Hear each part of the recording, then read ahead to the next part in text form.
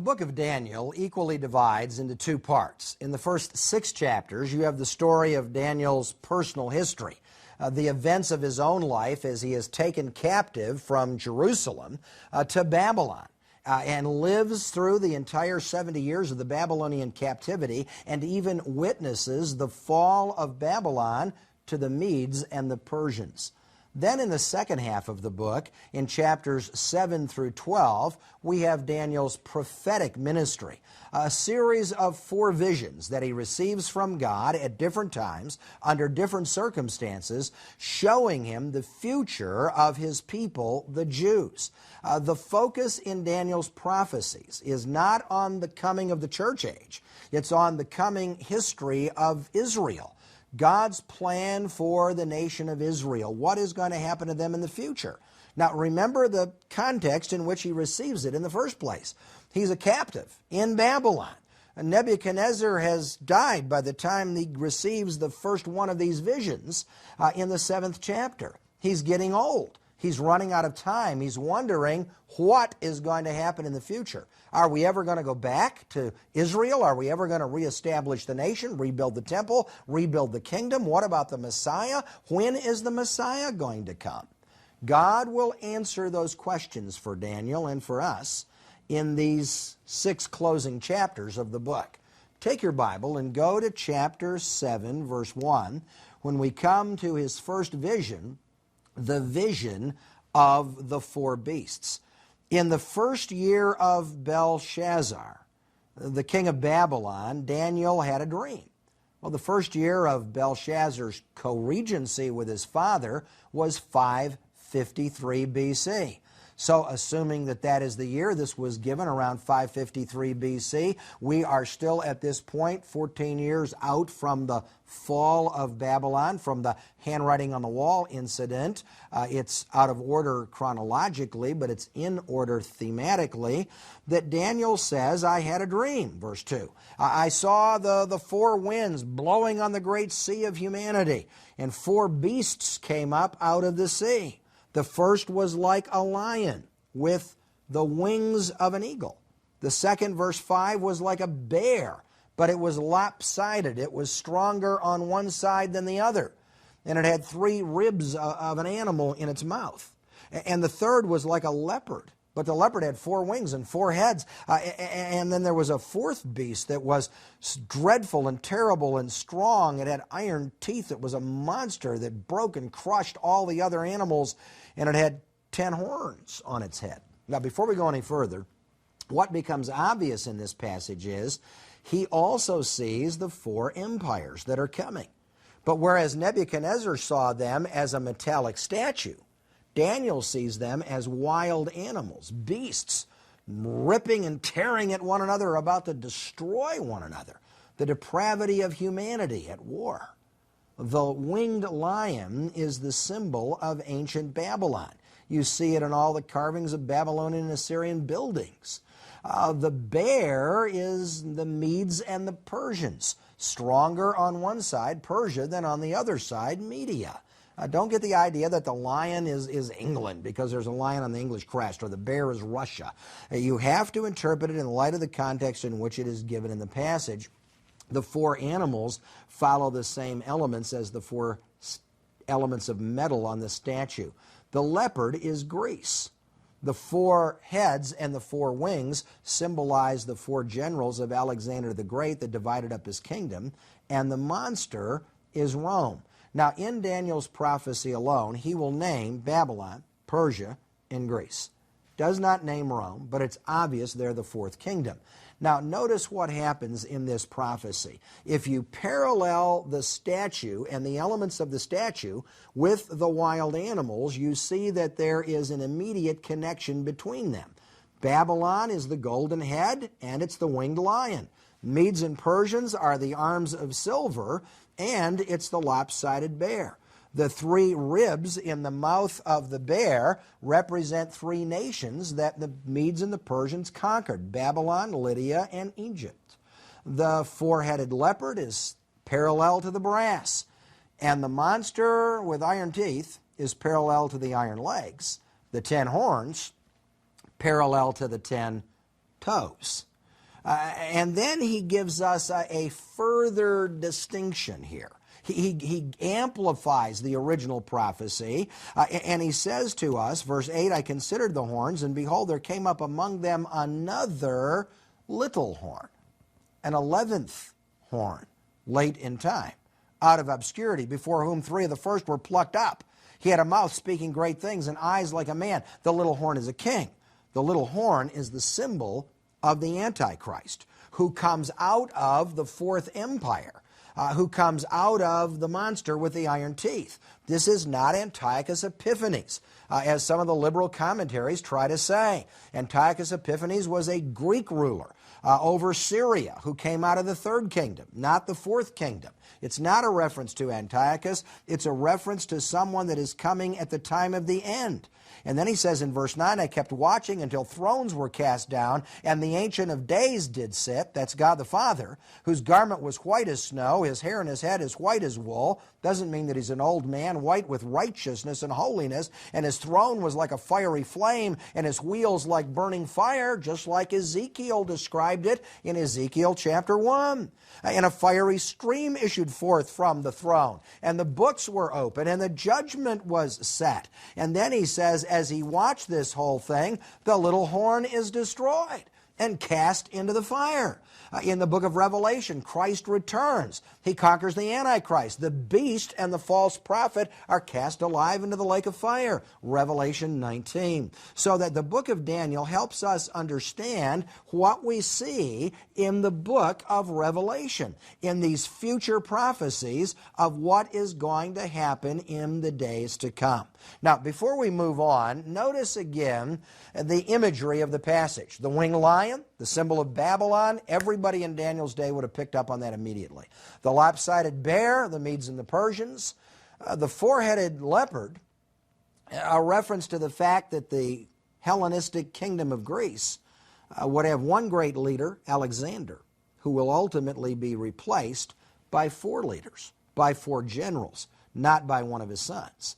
The 4 generals are Antigonus of Syria, Ptolemy of Egypt, Lysimachus of Thrace, and Cassander of Macedon, who divided up the Greek Empire and ruled the world during what we would call the intertestamental period. Alexander the Great conquered the Persian Empire in the 330s BC. So about 200 years after the time of Daniel, the Persians fell to the Greeks. Alexander, however, died at age 32 prematurely, interestingly, in the city of Babylon. And his son was not able to hold the kingdom. He died, and the kingdom passed to the 4 generals. And the details are so precise in these prophecies, the liberals throw their hands up and go, oh, no, come on. There's no way. Somebody wrote this after the fact, after it had already been fulfilled, after it was already history, and pretended they were predicting the whole thing. They just can't swallow the idea that the Lord himself gave this revelation to his people. There are other terms that are used in this passage in the 7th chapter. The 10 horns that refer to a European empire of the last days that come out of the old Roman Empire. The little horn, the Antichrist, the Ancient of Days, God the Father, the Son of Man, a reference to Christ, the saints, a reference to the Jews. And then the time period, time, 1 time, times, 2 times, and a half a time, 3.5 times, 3.5 years, the time of the Great Tribulation. Some of the very same imagery that you have in the book of Revelation, which borrows these pictures from the book of Daniel, where in Revelation, the Antichrist breaks the treaty, turns against the nation of Israel for times and a half a time, for 3.5 years, and persecutes the Jews, drives them into the wilderness, etc. We understand the book of Revelation by understanding the prophecies of Daniel. Then you go in the 7th chapter to the 8th chapter, where he gives a more specific prophecy now about the conflict between Greece and Persia, the vision of the ram and the goat in chapter 8, the second vision. Notice chapter 8, verse 1. It says, in the 3rd year of the reign of King Belshazzar. This would push us down to about 550 or 551 BC. Daniel says that I had a vision, and it came to pass that I was at Susa, or Shushan in the King James, in the palace which is in the province of Elam, by the river or the canal Ulai. I wasn't in Babylon.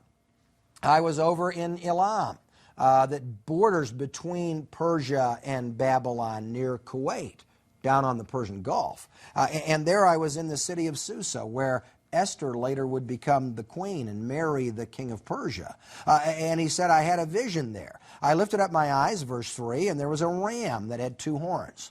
The ram with the 2 horns symbolizes the Medes and the Persians. One horn was higher than the other. The Persian was higher. The Persians ultimately dominated the empire until it became known in history simply as the Persian Empire. And the ram was pushing west and north and south in verse 4. That means it's coming from the east. But then I looked to the west in verse 5, and there was a goat coming out of the west, running along the whole face of the earth, and it touched not the ground. He was moving so fast. And he had a notable horn between his eyes, one big, huge horn. And I saw this collision course coming from the east. You have Persia, the ram is coming, and from the west, the goat, Greece, is coming, and they're going to collide with one another, and somebody's going to lose. And he makes the prediction that Persia will fall to Greece. He said, I watched as the goat became stronger and stronger and smashed the ram, trampled it underfoot, defeated it, and destroyed it. But then he says in verse 8, but when the goat became strong, the great horn was broken, the premature death of Alexander the Great. And in its place came up 4 notable ones, the 4 horns that represented the 4 generals of the army of Alexander, the 4 wings on the back of the leopard. All of this symbolism is consistent through this section of Daniel's prophecies, that eventually Greece, Javan, the ancient Hebrew name, will conquer the Persians. And indeed, Alexander the Great and the Persians ran into conflict with one another as the Persians kept moving further to the west through Asia Minor, and the Greeks were coming out of the Greek peninsula into the edges of Asia Minor, setting up Greek colonies along the edge near Ephesus, and the Persians were trying to maintain control of the central part of Turkey. The conflict was inevitable. Their armies went to war. Xerxes, the husband of Esther, sent a navy to invade Athens, and the navy was destroyed. He pulled back defensively, trying to hold on to Asia Minor.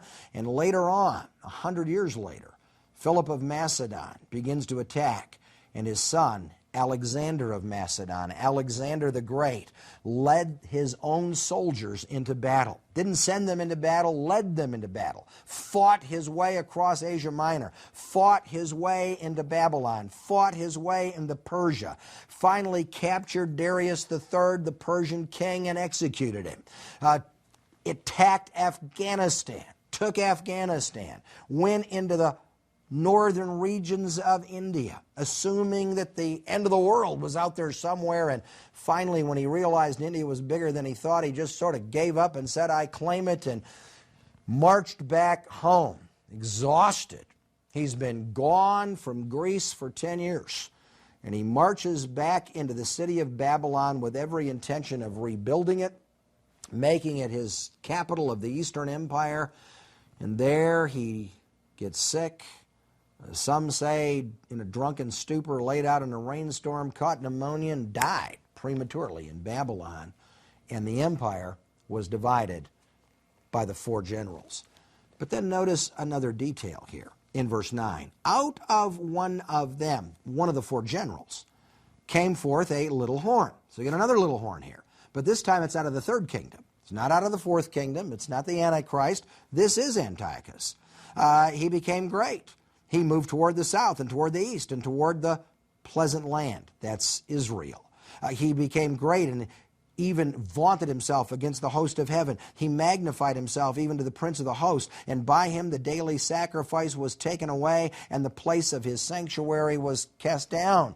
He shut down the temple, the 2nd temple, the rebuilt temple that is yet to come, that Daniel is still in his day waiting for it to be rebuilt. It will be rebuilt, but then it'll be desecrated, he says. And then I heard one saint say to another in verse 13, how long will it be until the daily sacrifice is reinstituted and the abomination of desolation is removed? And he said to me, verse 14, unto 2,300 days, and then shall the sanctuary be cleansed.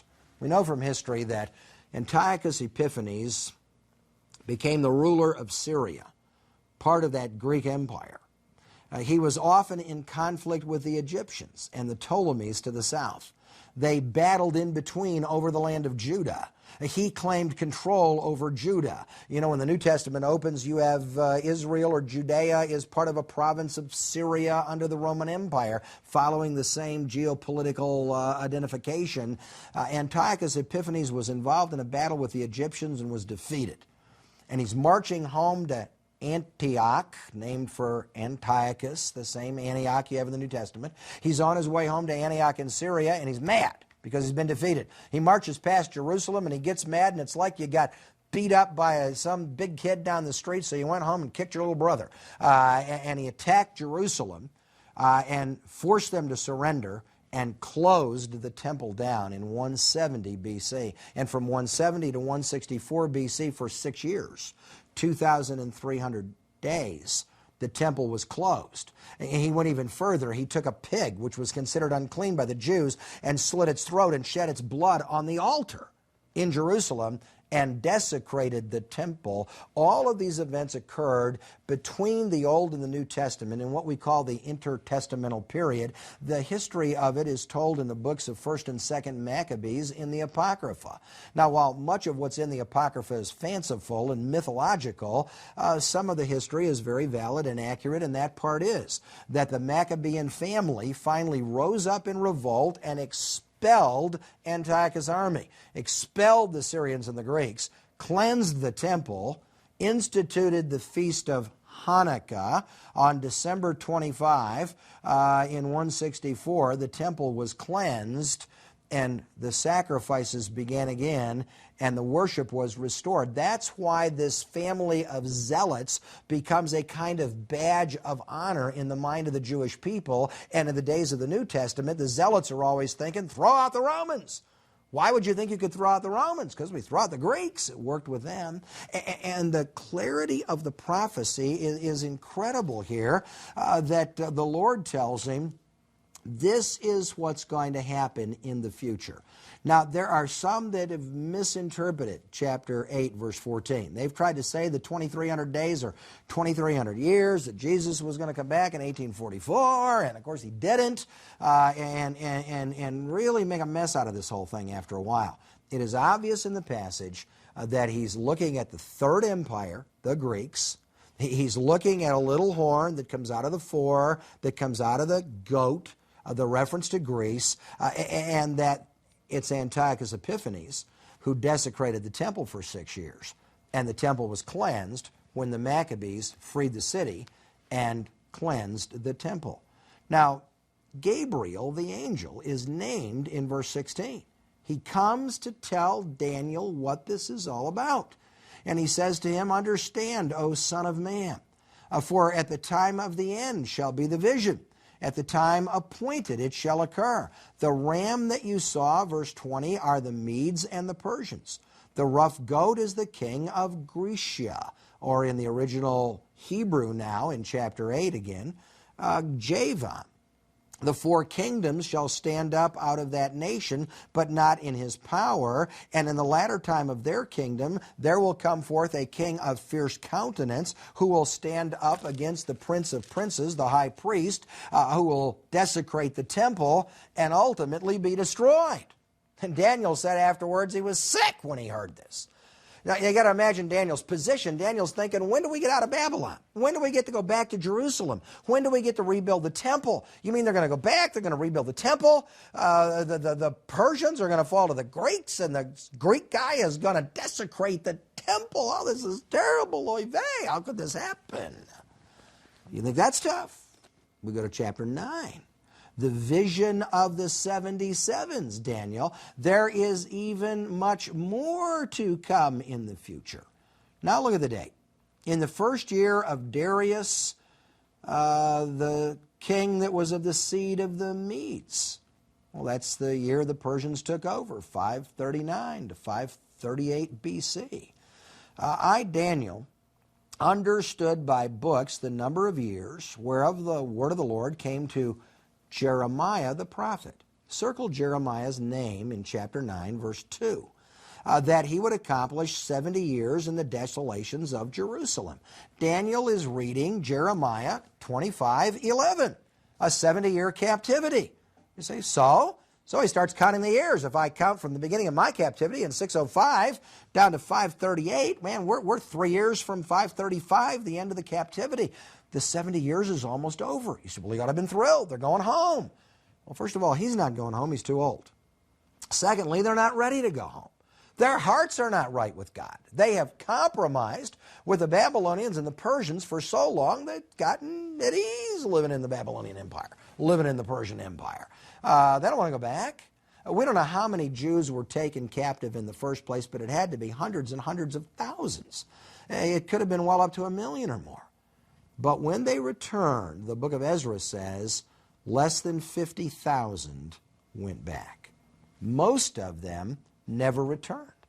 They stayed in dispersion like Esther's family, and they never went back. And Daniel says, I set my face unto the Lord my God to seek by prayer and supplication and fasting and sackcloth and ashes. And I prayed and I made my confession. And I said in verse 5, we have sinned. He was the best man Israel had. He was their best prophet. And yet in a sense of corporate identity, he prays, we have sinned. We have committed iniquity. We have done wickedly. We have rebelled. We have rejected your law. We have rejected your servants, the prophets. We have sinned against you. All Israel has transgressed the law, verse 11, and therefore the curse of the law has come upon us. Remember, in the giving of the law by Moses, the blessings if you kept it, and the curses if you didn't. The threat of the curse was, if you don't obey the law, the curse will fall on you. And Daniel says that's what's gone wrong. That's why we're under the judgment of God. That's why the Babylonians have destroyed our temple. That's why our city has been burned down. That's why we're so desperate. It's our fault.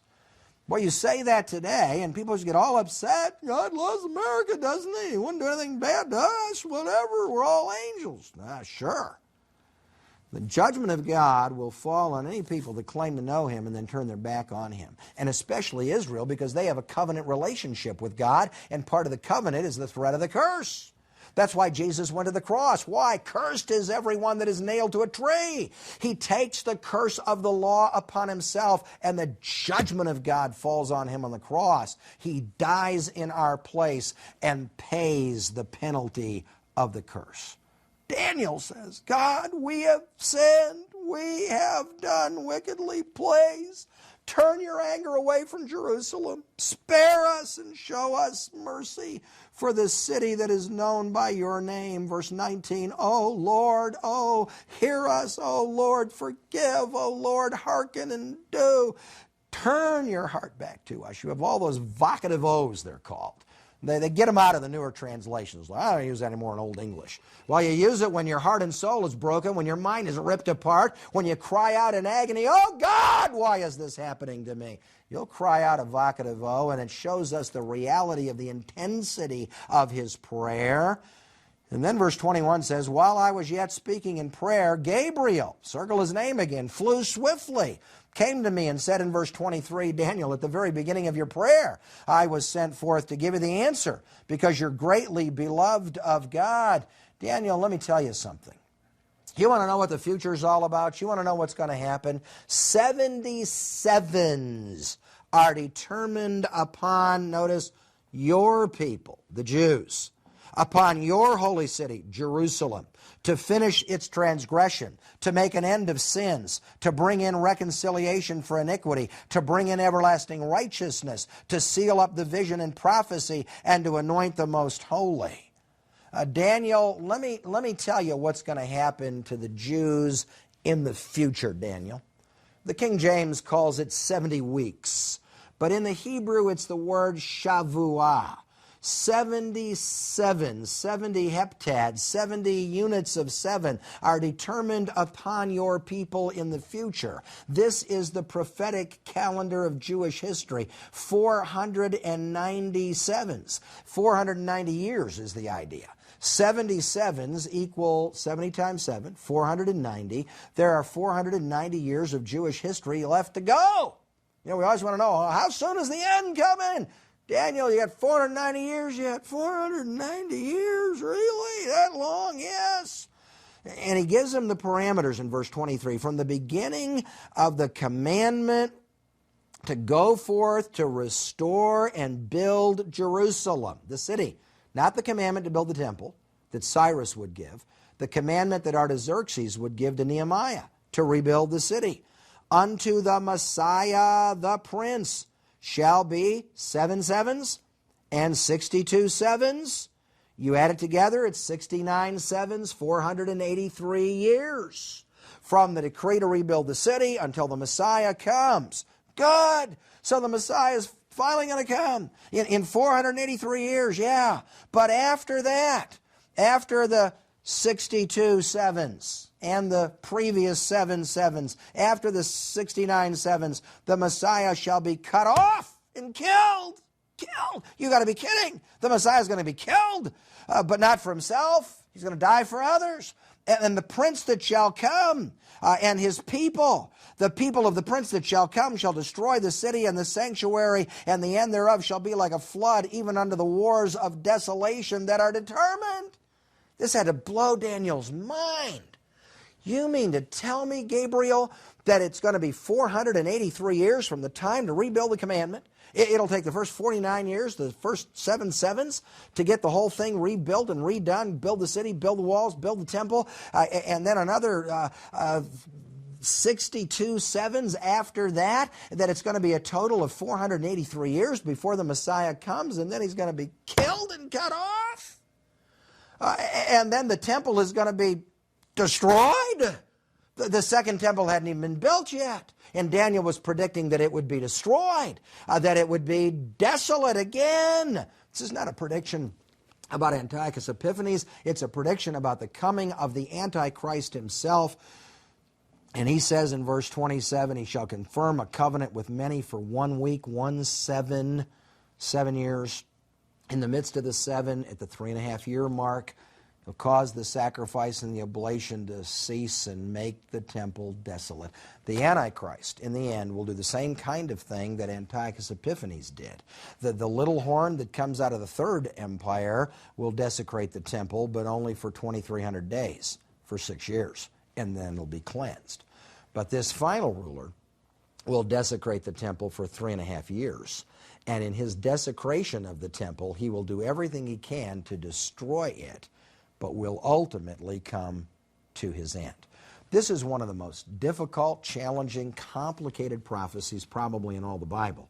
It's the only major timing prophecy in the Bible. The New Testament tells us that we don't know the date of the coming of Christ. Jesus said no man knows the date. It's set by the hand of the Father. The angels don't even know, which implies that Satan doesn't know, because Satan is not God. Satan is a created, fallen, angelic being. He doesn't know the date of the rapture. He can guess like anybody else, but he doesn't know. Preachers don't know. Don't fall for the idea that somebody knows the date of the rapture. They don't. The date of the rapture is undated in the Bible. When the trumpet sounds and the archangel shouts and the dead in Christ are resurrected and we that are alive and remain are caught up together with them in the clouds and we disappear and we're out of here, then we'll know the rapture has occurred. Until then, we continue to serve the Lord and build the church and preach the gospel. Now, in Daniel's timing prophecy, they did know something about the future. 483 years from the start with the decree in 445, 444 BC of Artaxerxes to give Nehemiah permission to rebuild the city until the coming of the Antichrist, 483 years. Assuming they used a Jewish lunar calendar with 116 leap years in it along the way, you figure the whole thing out, it's 173,880 days that brings you to a total of 483 years from the decree to rebuild the city till the time of the death of Christ in approximately 30 A.D. That's why there was so much messianic anticipation in the first century, that the Messiah was going to come any time, not just because they were under oppression by the Romans, but because they knew the prophecy of Daniel said they're running out of time. It's near the time Jesus said to the Pharisees, if you understand the sky, you know if it's red in the morning, sailors take warning. If it's red at night, sailors delight. You can determine the weather by looking at the sky. You ought to be able to determine the signs of the times. You ought to be able to determine the signs of Scripture, and you've missed all of that. It's the sign and the time of the Messiah. I'm here, and you don't realize it. You missed it. You haven't seen it. The prophecy gives us a prediction of the coming of Christ and the cutting off of the Messiah after 483 years. What the passage doesn't tell us is about the church age. The Messiah goes to the cross and dies, rises from the dead, commissions the disciples to go and preach the gospel. The church age is an undated gap that will end with the rapture. Begins at Pentecost, ends at the rapture, but what's missing is the 70th seven of Daniel, the 70th week, the final 7 years that we equate with the 7 years of the tribulation period after the rapture. Why? Because it's after the rapture that the hand of God turns again to the nation of Israel, and the clock for Israel starts ticking again, and there are 7 years left on the prophetic clock, and the covenant is made with the Antichrist, and in the middle of the 7 years he breaks the covenant, turns against Israel, attacks them. A Gentile Antichrist who comes out of the Roman Empire. The people that would destroy the Second Temple were Romans, telling us that the Antichrist has to be a Gentile, has to come from one of the European nations that is part of the old Roman Empire. And then finally, we receive the last prophecy, the final vision of the end times.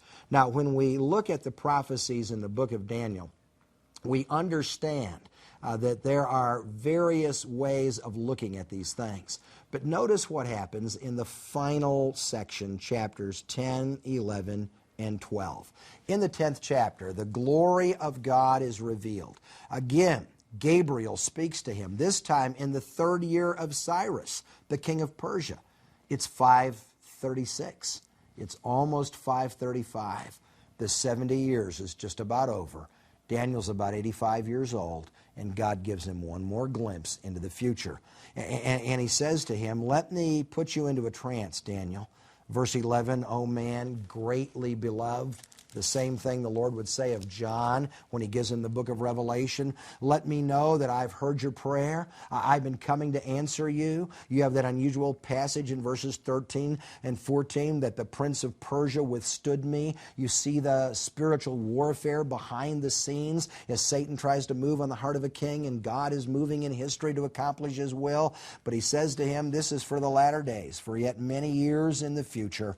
Michael the archangel will come, and he'll fight for the children of Israel. He'll fight for the people of God. But let me tell you, there is a great series of wars coming in the 11th chapter. There are several kings of Persia that will come and go. There's a mighty king that will stand up out of Greece, Alexander the Great. His kingdom will be divided. The kings of the south, the Ptolemies, will rule in Egypt. The king of the north, the Antiochi kings in Syria will rule in the north, and they'll battle one another for control of the pleasant land. And you have this incredible prophecy of the rise and fall of Syria and Egypt in such incredible detail that, again, the critics back up and the liberals say, no way, this can be about prophecy. Somebody wrote this after the fact. It's too specific. It's too detailed. Well, that's just exactly how clearly God knows the future and how clearly he reveals it to us. And then when he comes to the end of the chapter, in the end of the 11th chapter, he goes beyond the conflict of Egypt and Syria, and he looks to the coming of the Antichrist at the time of trouble, the one that will not regard any God but himself, the one who doesn't even desire women. He's in love with himself. He will magnify himself. He honors the God of forces. And at the time of the end, He'll battle both the king of the south and the king of the north. He'll enter into the pleasant land. He will not escape. He'll attack Edom and Moab and Ammon. Egypt will not escape. The Libyans and the Ethiopians will be at his steps. But in the end, he will be destroyed, and none will help him.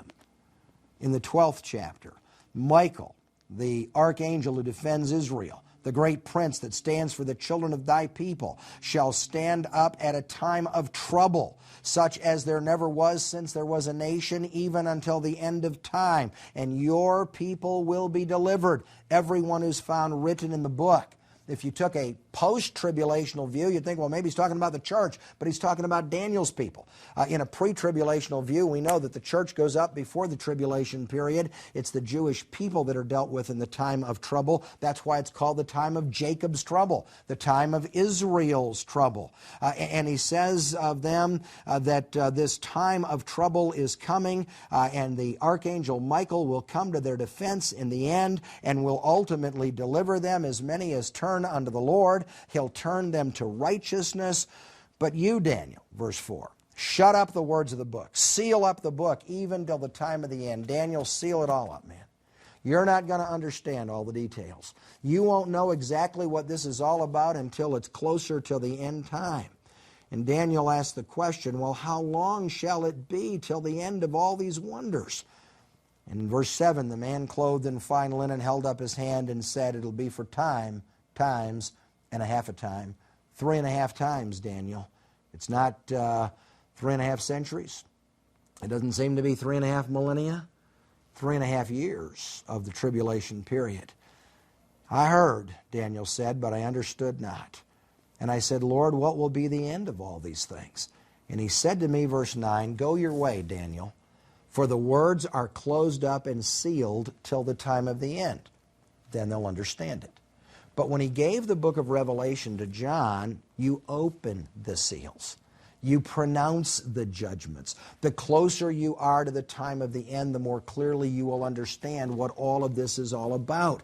That's why people who have tried to read the events of history over the centuries into the prophecies of Daniel and Revelation have always looked ridiculous. 100 years later, it didn't make any sense at all. Why? You don't know exactly where you are on the timeline of history and the plan of God. It is presumption to think I'm at the end of the line. You don't know that for sure. Daniel, as you get closer to the time of the end, people will figure this out, but not yet. Many will be purified and made white and tried. The saved will be saved, Daniel, and the wicked will be wicked. But blessed are those that make it to the 1,290 days, 1,260 days in the tribulation period, 3.5 years, yes. 30 extra days for the cleansing of the temple so that the worship of the Lord can proceed. Blessed is he that waits even unto the 1,335 days, 75 more days apparently to judge the nations and bring in the kingdom of the Messiah. Don't worry about it, Daniel. A lot of time left in the future. Go your way, and in the end, you'll go to your rest. You're going to die. But you will stand in your lot, literally, physically, in your allotted inheritance in Israel in the end of days. The promise of the resurrection at the end of the book of Daniel. Daniel, you may not understand all the details of what is going to happen at this point, but I'm telling you that even though you're an elderly statesman of God and you're going to your rest and you're going to die there in Babylon, at the end of time, you'll be back in Israel.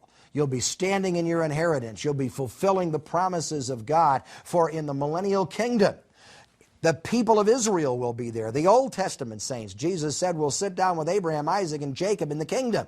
And the New Testament saints and believers will be there. What a glorious time that will be when God sweeps us into his kingdom that is coming in the future.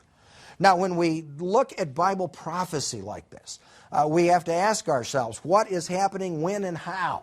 And there are all kinds of views and ideas and views of eschatology.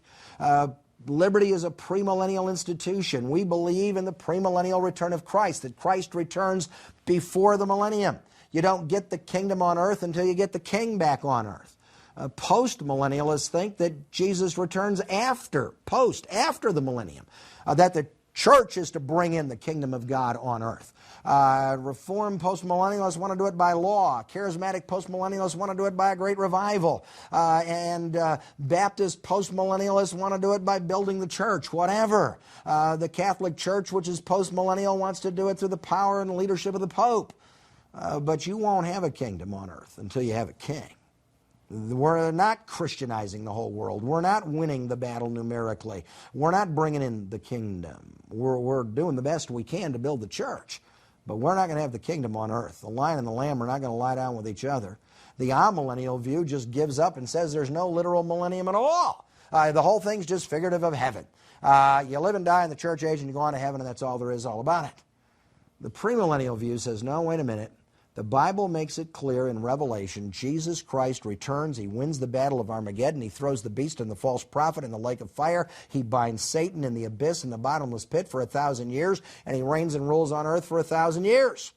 And there's no war. There's peace. The nations beat their weapons into plowshares. The lion and the lamb lie down together. That is not happening today. It must then be still to occur in the future. And then in relation to the 7 years of tribulation, there are also three basic views. The pre-tribulational view, again the view of Liberty University, that the church is raptured before the tribulation period. The post-tribulation view says the church goes through the tribulation. The mid-tribulation view and the pre-wrath view says you check out at the halfway point. You say, well, what's the difference? Well, it makes a lot of difference as far as what the Bible has to say about the future. In the book of Revelation, the tribulation period is designated as the wrath of the Lamb. In Revelation chapter 6, Jesus opens the seals on the scroll, pronounces the judgments, and the nations are saying, hide us from the wrath of the Lamb. The wrath is being poured out. The wrath of God is poured out in the bowl judgments in the 14th and 15th chapters, the 16th chapter of Revelation. They're under the wrath of God. Now, the church can suffer. People say, well, why should we expect not to suffer? We are going to suffer. We can suffer persecution. We can suffer rejection, martyrdom, judgment, discipline, but not the wrath of God. The church is not the object of the wrath of God. When Jesus died on the cross, He took the wrath of God against our sin. The wrath of God was poured out on Him. He cries from the cross, my God, why have you forsaken me? Not so much because God has turned away from Him, but God is looking at Him in judgment like a condemned sinner. He is pouring His wrath and His vengeance on Him in that moment, and Jesus is dying in our place. Isaiah 53, it pleased the Lord to bruise Him and crush Him with our iniquities and with our sins. He did for us what we could not do for ourselves. Jesus took the wrath for us. That 1 Thessalonians 5:9 says of the believer, you are not appointed unto wrath, but to obtain salvation. The church does not go through the tribulation period. She is not the object of the wrath of Christ, the wrath of God. She is the object of the love of Christ. She is the bride of Christ, the bride who is caught away to heaven, to the marriage with the Lamb in Revelation 19, who comes back at the end of the tribulation period as the church triumphant in that same passage, robed in white, in righteousness that she has received at the marriage. She has to go up from the earth to heaven to get to the marriage, and from heaven back to earth in triumph with Christ. It is not just an army of angels that rides out of heaven in Revelation 19:14. It is the church triumphant. No longer the church persecuted. No longer the church rejected. No longer the church maligned and misunderstood. This is the church triumphant. The bride of Christ with her warrior husband, the Lamb who has become the King of Kings, the Lord of Lords, who returns in judgment upon the earth, who wins the battle of Armageddon, defeats the Antichrist, and sets up His kingdom on earth. And the bride reigns and rules with Christ for 1,000 years in His millennial kingdom, and then for all eternity in the new heaven, in the new earth, in the new Jerusalem. And the whole message of prophecy, summarized in the last chapter of the book of Revelation, is the Spirit and the bride, the church, say what? Come. Let him that is athirst come. Let him that heareth come. Let everyone that will come and receive of the water of life freely. God tells us enough about the future so we won't worry about the future. But he leaves out enough of the details so he won't scare the daylights out of us. He gives us just enough to put our faith and confidence in him to know that God is on his throne, the future is under his control, he sees the end from the beginning. Raise up the trumpet, shout it out aloud, blast the trumpet, announce the message, proclaim the gospel, and while there is still time and hope, prophecy says, come to Christ and give your heart and life to him before it is too late, and the judgment falls, and the wrath is poured out, and the end comes. But in the meantime, like Daniel, live your life, go your way, and know that in the end, you'll be standing here in the resurrection. You'll be back enjoying the blessings of the kingdom for 1,000 years on earth when Jesus Christ reigns and rules from Jerusalem.